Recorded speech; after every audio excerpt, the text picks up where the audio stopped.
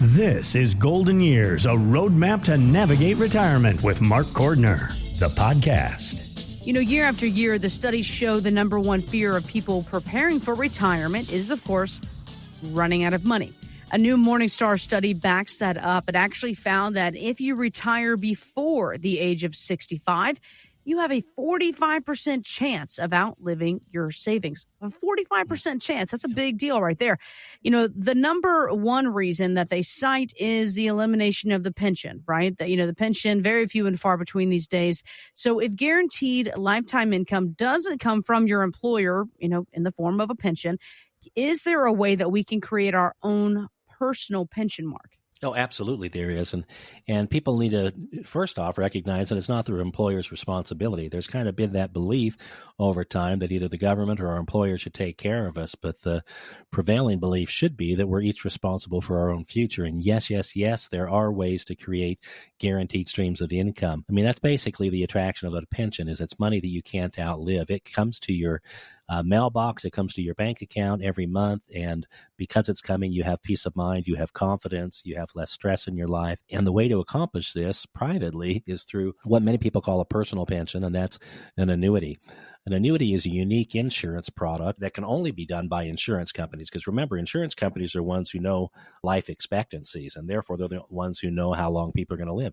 They're the only one who can hedge both sides of that bet. And so insurance companies provide life insurance in case we die too soon, and annuities in case we live too long. It's both sides of the seesaw, as it were. And so an annuity is income, again, that we can't outlive, and that can be set up on a single person's lifetime or on a couple's joint lifetime. And it's a wonderful thing to have income, again, that you can't outlive. And so I personally, for example, will periodically roll money out of my 401k plan and purchase an annuity. I've got multiple annuities now. I will own even more before I'm done. But I do this to secure the money, to get it out of the market in a principal protected manner where it can either grow safely in that principal protected fashion, or it can be designed purely for income purposes. And what we've learned is that we can generally pull multiples often out of an annuity than we can pull out of a mutual fund type account. And so the old rule of thumb has been what we call the 4% rule. They said that, if you never pull more than 4% out of your account, you'll never run out of money. Well, the academics have proven that not to be true. They say if you're dealing with a mutual fund type of account, you probably shouldn't take more than 2.5%, at most 3%. Well, we can certainly pull, twice that much out of an annuity as we get up to age 65 and 70 and the normal retirement ages. So for people who are not aware of these kind of insurance instruments, these products, they should learn more. Come visit with us. We can teach you. Certainly it's not where you put all of your money, but if we want to create a baseline of income, we want to look at things like Social Security, and then look at maybe rental income, and then look at annuities and say, okay, how can we create a basic living standard? And so we know that we're going to have dignity going into our life. We don't have to fear running out of money. That fear can be totally eliminated with the stroke of a pen. Come learn, come visit with us, and we can teach you how to identify what you have coming in, what the gap is between that and what you're going to need, and how to fill that gap in a manner that can give you total confidence to go live your life and not worry about money. Now, this documentary looks pretty cool. It's a new, inspiring documentary making the rounds on the film festival circuit. It's called What's Next? And it's about Dr. Howard Tucker, age 102. He is the longest living neurologist in the world. The American Association of Neurology asked, what's the secret to longevity? And then I think in the back of their minds were saying, why in the world are you still working? Listen to this. Everything in moderation, except no smoking. I exercise, I eat whatever I want, watch my weight, and don't smoke. I enjoy every day. I enjoy family. I enjoy friends. I enjoy work, enjoy my wife, and stay happy. And that's every day, a lifetime of happiness. I love that. A lifetime of happiness. I mean, I think right there, that's the key of just living longer and, man, just enjoying what you've worked hard for. Right, Mark? I love his perspective there, and that's probably why he lived longer, right? Not only his habits, but his outlook on life. This is a critical thing because none of us really know what our exit date is going to be.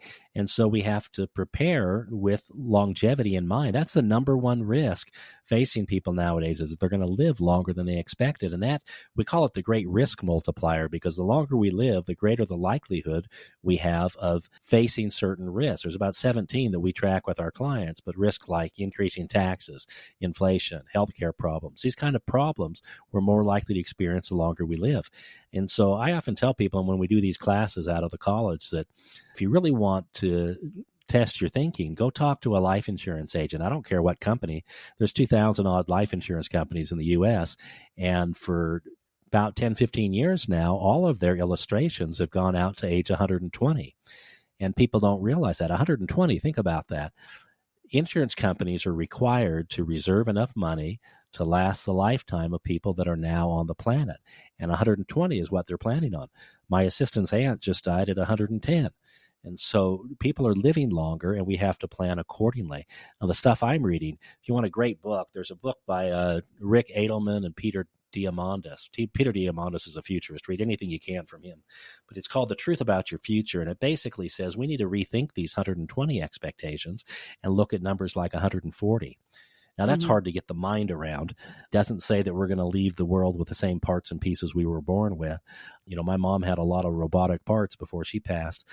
The idea of living longer presents all sorts of wonderful, wonderful opportunities as well as challenges.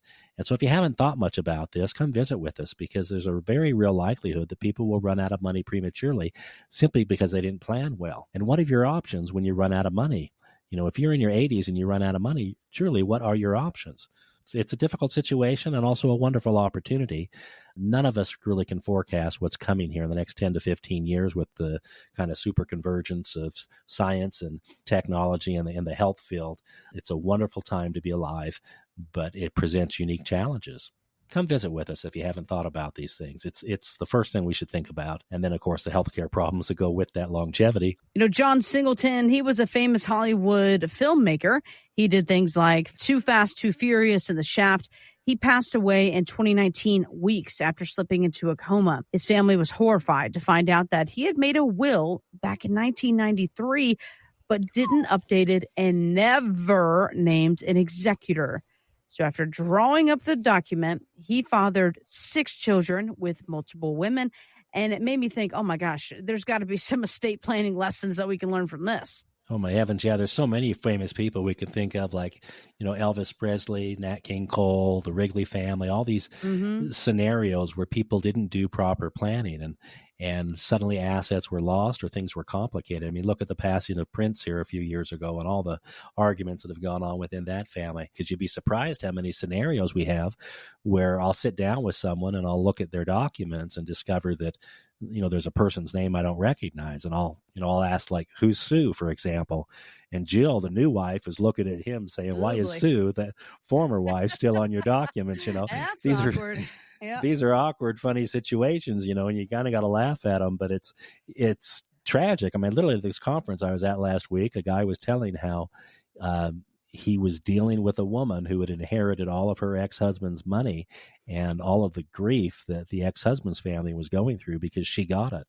And of course, she wasn't giving it back. She was grateful for it. So, yeah, so if you don't know where things are at, now's a good time to talk, certainly before the stroke hits. You know, after the stroke, we can't communicate our preferences. And so in John Singleton's case, after the coma, you can't communicate your preferences. You've got to get this stuff out in writing. I'm a big advocate of family meetings. So not only do we have legal documents in place, we also have supplementary personal documents with instructions that just refer to our personal preferences. Like I've told my family, I don't want a female nurse. I'm a traditional kind of guy, and I don't want to blush because some strange woman's bathing me when I'm in my 80s. These kind of instructions, there's things that attorney can do, there's things that you personally can do, and we help our clients with this stuff, of course, but then having those family meetings where we actually get this stuff out on the table. It's a great gift to our families, to the people we love, to get this kind of planning taken care of earlier, sooner than later, and start communicating those preferences.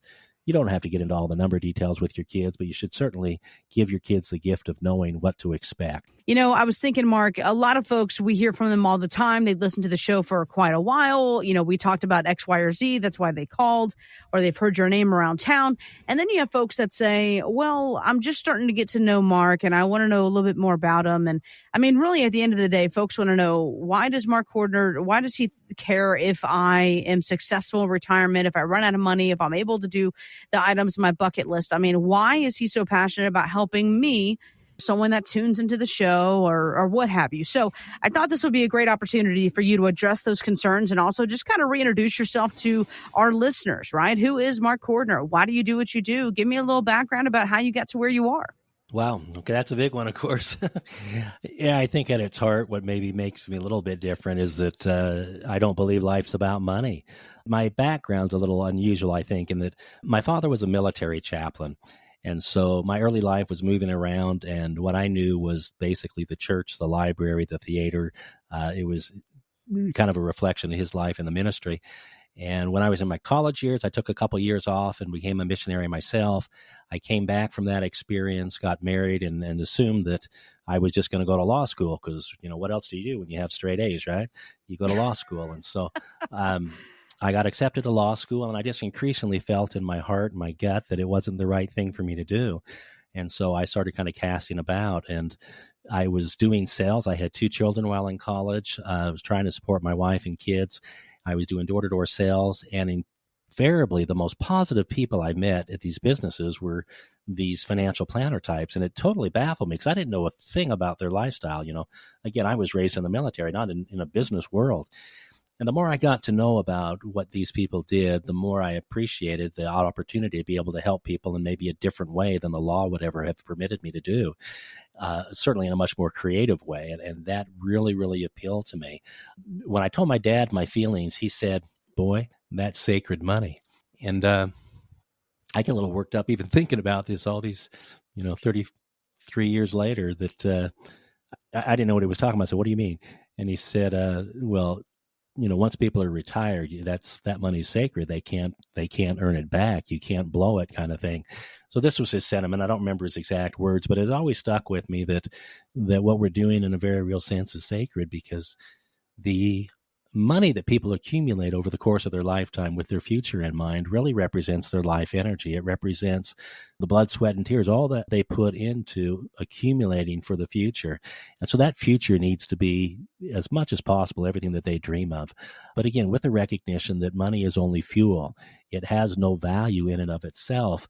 And so we really need to get into this life planning, which I love, because I'm kind of like a travel agent in the sense that I get to help people kind of clarify what their dream destination is and design a path to go along that way. The very last thing we do is we find the investment vehicles, the vehicles that are going to get them where they need to go.